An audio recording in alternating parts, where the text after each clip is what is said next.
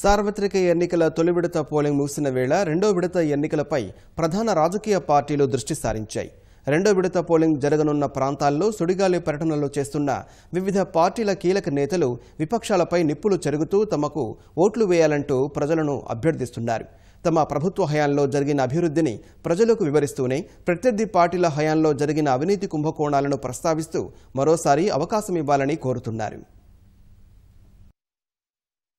సార్వత్రిక ఎన్నికల సమరంలో తొలి అంకం పూర్తయి రెండో విడత ఎన్నికలకు సమయం సమీపిస్తున్న కొద్దీ ఎన్నికలు జరగనున్న రాష్ట్రాలలో పార్టీల ప్రచార జోరు పెరుగుతోంది. తమిళనాడు, కర్ణాటకలో ఎన్నికల ప్రచారం నిర్వహించిన ప్రధాని నరేంద్ర మోదీ మరోసారి అభివృద్ధికి పట్టం కట్టాలని ప్రజలను కోరారు. ప్రస్తుత ఎన్నికలు ప్రభుత్వాన్నో లేదా ప్రధానినో ఎన్నుకునే ఎన్నికలు కావన్న మోదీ 21వ శతాబ్దిలో నూతన భారతం ఎలా ఉండాలో నిర్ణయించుకునే ఎన్నికలుగా అభివర్ణించారు. అధికారంలోకి రాగానే జలశక్తి మంత్రిత్వ శాఖ, మత్స్య మంత్రిత్వ శాఖలను ఏర్పాటు చేసి ఆయా రంగాలను అభివృద్ధి చేస్తామన్నారు. న్యాయ పథకంతో పేదలకు న్యాయం చేస్తామంటున్న కాంగ్రెస్ సిక్కుల ఊచకోత, భోపాల్ గ్యాస్ బాధితులకు తొలుత న్యాయం చేయాలని మోదీ సూచించారు.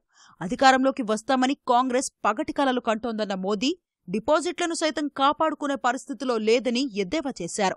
కాంగ్రెస్ హయాంలో దేశంలో పలుచోట్ల బాంబుదాడులు జరిగాయన్న మోదీ ఎన్డీఏ సర్కారు 5 ఏళ్ల పాలనలో ఒక్క బాంబుదాడైనా జరిగిందా అని ప్రశ్నించారు. जब केंद्र में कांग्रेस की महामिलावटी रिमोट सरकार थी तो बेंगलुरु में धमाके हुए थे या नहीं? बेंगलुरु सहित पूरा देश आतंकी हमले के साए में जीने के लिए मजबूर था कि नहीं था?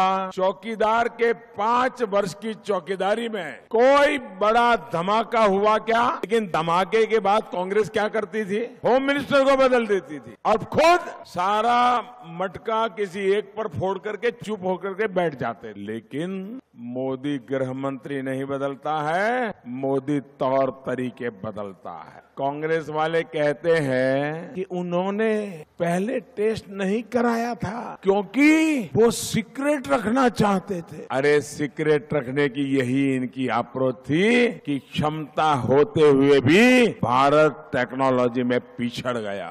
आज ये हिम्मत मोदी ने दिखाई, दुनिया भारत का लोहा मानने लगा.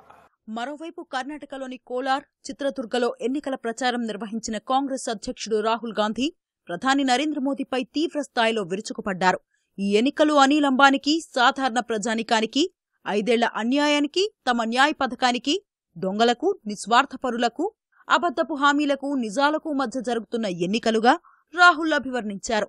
నీరవ్ మోదీ, లలిత్ మోదీ, నరేంద్ర మోదీ ఇలా దొంగలందరికీ మోదీ అనే ఇంటి పేరు ఉందని ఆశ్చర్యం వ్యక్తం చేసిన రాహుల్ మున్ముందు ఇంకెంతమంది మోదీలు వెలుగు చూస్తారో అని అనుమానం వ్యక్తం చేశారు. కాపలాదారుడే 100% దొంగన్న రాహుల్ కాపలాదారుడుగా కాకుండా ప్రజల గొంతుకుగా ఉండాలనేదే తన అభిమతమన్నారు. మోదీలా కాకుండా హామీల అమలుకు కట్టుబడి ఉంటామన్న రాహుల్ అధికారంలోకి వస్తే పార్లమెంటులో, శాసనసభల్లో, ప్రభుత్వ ఉద్యోగాల్లో మహిళలకు 33% రిజర్వేషన్లు కల్పిస్తామని స్పష్టం చేశారు. 5 महीने पहले मैंने सोचा चौकीदार ने झूठ बोला, क्यों नहीं हम सच बोले. नरेंद्र मोदी ने 15 लाख रुपए देने की बात की 5 साल में, झूठ. हमने सच्चाई खोज निकाली. 5 साल के अंदर कांग्रेस पार्टी देश के 20% सबसे गरीब लोगों के बैंक अकाउंट में 3,60,000 रुपए डाल देगी. और जैसे ही हमने ये निर्णय लिया, चौकीदार का चेहरा बदल गया. सवाल पूछते हैं पैसा कहां से आएगा? मोदी जी मैं आपको बताता हूं, पैसा आपके दोस्त अनिल अंबानी के जेब से आएगा. आपने उस चोर को 30,000 करोड़ रुपए एयरफोर्स का पैसा चोरी करके दिया है. 100% चौकीदार चोर है. नीरव मोदी, मेहुल चौकसी, विजय माल्या, ललित मोदी, अनिल अंबानी, नरेंद्र मोदी चोरों का ग्रुप है. आपके जेब में से पैसा लेते हैं, किसानों से पैसा छीनते हैं, छोटे दुकानदारों से पैसा छीनते हैं और उन्हीं 15 लोगों को देते हैं. అటు మతాన్ని ఉపయోగించుకుని ప్రజలను తప్పుదోవ పట్టించడం ద్వారా భాజపా రాజకీయ లబ్ధికి ప్రయత్నిస్తోందని బంగాల్ ముఖ్యమంత్రి, తృణమూల్ అధినేత్రి మమతా బెనర్జీ ఆరోపించారు.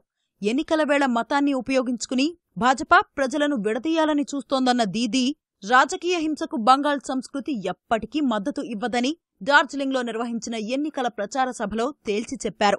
జాతీయ పౌర రిజిస్టార్ను బంగాల్లో ప్రవేశపెడితే ఊరుకునే ప్రసక్తే లేదన్న మమత కేంద్రంలో భాజపా మళ్లీ అధికారంలోకి వచ్చే అవకాశమే లేదన్నారు.